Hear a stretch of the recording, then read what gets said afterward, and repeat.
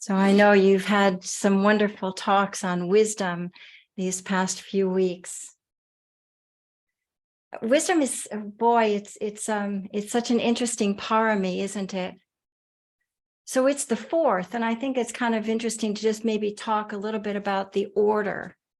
It's the fourth of the paramis, the heart, mind qualities that we're trying to cultivate in the practice. And why is it the fourth? It's interesting because some authors would suggest that it should be at the top of the list, that everything flows from and out of wisdom.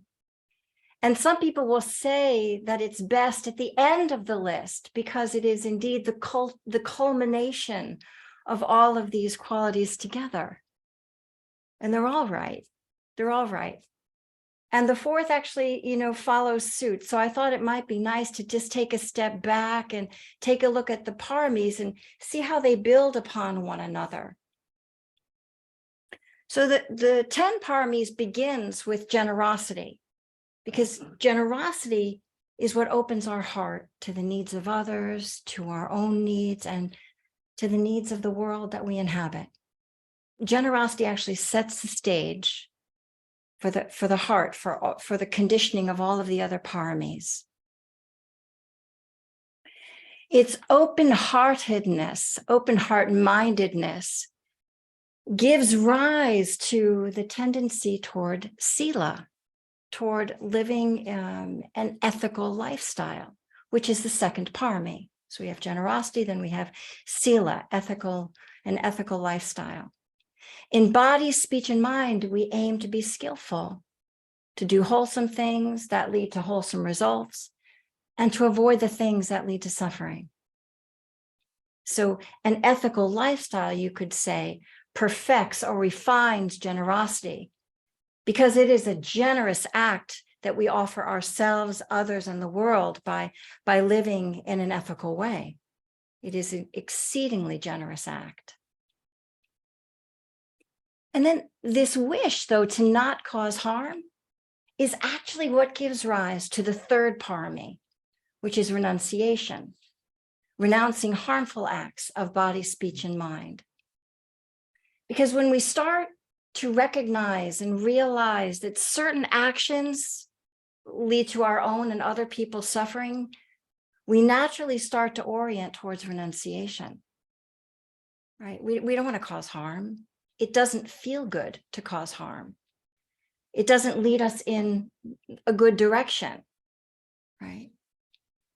So we learn to refrain, to restrain, to contain, to resist, to let go of, or to abandon the impulses that cause harm. We do whatever we need to do to begin to resist the impulse to cause harm. This is what renunciation is doing. It's renouncing unwholesomeness, which is a wise act, Renouncing unwholesomeness is actually part of sila. It's actually how sila is perfected. Because with sila, we're learning to cultivate the skillful, the ethical, the kind, the useful, and we're learning how to let go of or put aside that which causes harm, that which is unskillful. And renunciation is kind of based upon a certain kind of investigation. We're beginning to notice what causes, what leads to causing suffering, and what leads to ease of well-being. We're learning that, right? So this investigation, this investigative process seeds wisdom. It seeds discernment. But what exactly is wisdom? I rolled this question around for a long time in my practice. I tried to figure out, like, when do I arrive at wise? When does wisdom dawn on this mind and this heart? And it's kind of a good question to ask, because actually this is what the practice is all about. It's all about cultivating wisdom. So wisdom isn't just intellectual knowledge and understanding. That's what we're accustomed to thinking about, or how we think about it in this modern culture. But rather here, wisdom is based on a deep understanding that has been realized through our own felt experience, not through somebody telling us, not through reading something about what somebody else's experience was, but from our own experience. Ehipassiko. Come and see for yourself. That's the Buddha's invitation. Come and see for yourself. See what brings about ease of well-being. See what brings about suffering. Don't trust me. Trust your own experience. And I often think about this, like how when we're young, our parents and our elders often would try to guide us with words of wisdom, the do's and the don'ts, so that, we don't fall in the same holes that they did. We don't have to learn the hard way. But, kids will be kids. We were all kids, and we learn often the hard way. We learn by making our own mistakes and then recognizing, oh, that's exactly what my folks were telling me about. Oh, right. And when we learn it from within our own experience, it generally has a better chance of sticking. So I remember when I was a kid, the very first time that I burnt myself on the stove. And it's like, my mother and my grandmother, I see them in the kitchen. In my mind's eye, I see them in the kitchen cooking. And I can remember being a little kid and reaching up, wanting to my mother or something. And she said, be careful, because you're going to burn yourself and that's going to hurt. And, you hear that, but it doesn't really land. It doesn't land until you actually burn your finger. And then you say, I don't ever want to do this again.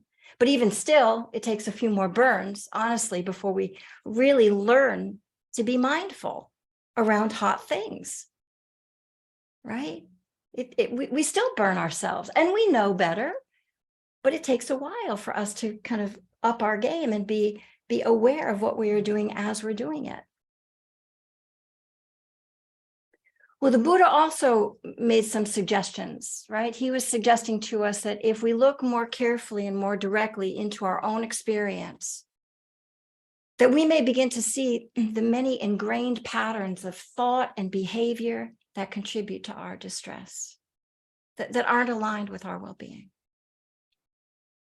And that seeing these patterns clearly is the first step in cultivating wisdom.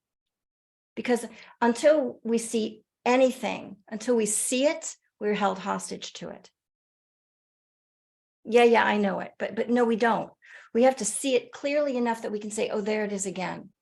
That thought, that self-deprecating thought, there it is, right there. And then by seeing it in that way, we can begin to do something different, right? We have for a moment created a little wiggle room, which is so important. So important. So ehipassiko, come and see for yourself. Come and see for yourself through investigation, by seeing and feeling and exploring, being with things just as they are, not as we want them to be.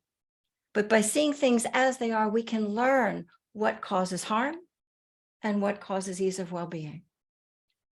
We can learn also the laws of cause and effect, that when I do this, this is the result.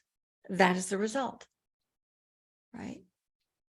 And by doing that, by observing cause and effect, we can begin to discern how to best proceed. That's very wise on our part to begin to really look at, when I speak in this way, this is the result. When I speak in a harsh way, the result is not going to be good. Someone's going to be offended. If I speak in a kind way, somebody is likely to be more appreciative, right? So we start to learn this cause and effect. And the Buddha also suggested that we learn by repeated and close observation and gradually coming to know the nature of the reality that we live in, and that it has certain characteristics that are common to all of the experience, which is, and some of you have heard these words, anicca, dukkha, and anatta. Anicca, that everything is changing all the time, that we can't stop that. We can't stop that. dukkha, that there is no steady state of happiness to be found outside of ourselves. No steady state of happiness outside of ourselves. And then anatta, that there is nothing inherently separate, that we are part of a radically interconnected world. No escaping that. And as we come to see these three characteristics of existence, as they're called, we start to see their importance, because they begin to shape how we see and relate to the world, right? The big deal with wisdom is that it changes how we relate to the world from a very sort of self-centered perspective to seeing how when I'm careful with my speech and careful with my actions, I feel comfortable in my skin, and I haven't hurt anyone out here, right? Recognizing that everything is changing, also the impermanence factor also helps us to hold what's difficult. It will pass. Something else will take its place. And we learn how to hold what's difficult because and can bear witness to it often because of the impermanence. And by recognizing that everything is always changing, we can really appreciate what we have, what's right here before us in this very moment, right? We can appreciate the things that we take for granted, that we have food, water, shelter, clothing, that we have medicine, that we have creature comforts, whatever they may be. And we learn to appreciate deeply what we have. And finally, we also learn perhaps how to take things a little less personally. All of us humans are bound by these things. All of us are bound by dukkha, the dukkha and the sukha of this life. Recognizing that dukkha is part of life can help us resist blaming ourselves for the things that don't go as planned. It's not our fault. It's not always our fault, right? And recognizing that our view is not the only view, my goodness, that our view is not the only view or necessarily the right view, can give rise to a more cooperative and a more collaborative nature, a collaborative view. So important. So important. So what wisdom is, just, to summarize, it's an internalization of our intellectual and our felt experience understanding. Wisdom happens in a gradual way. It's not like a sudden, breaking of the skies open with light. It's not like that. It's more gradual. It occurs in these small moments of life, these little ahas that suddenly, like that aha moment is internalized, and we get it. We get a piece of knowledge that shapes how we choose to relate to the world. And the intentionality of relating to the world in a direction of less suffering and more ease of well-being. That's what wisdom is all about moving in that direction. We can do this. We can do this one moment of the time. We can do this for our own welfare and for the welfare of all. So, thank you for your kind attention.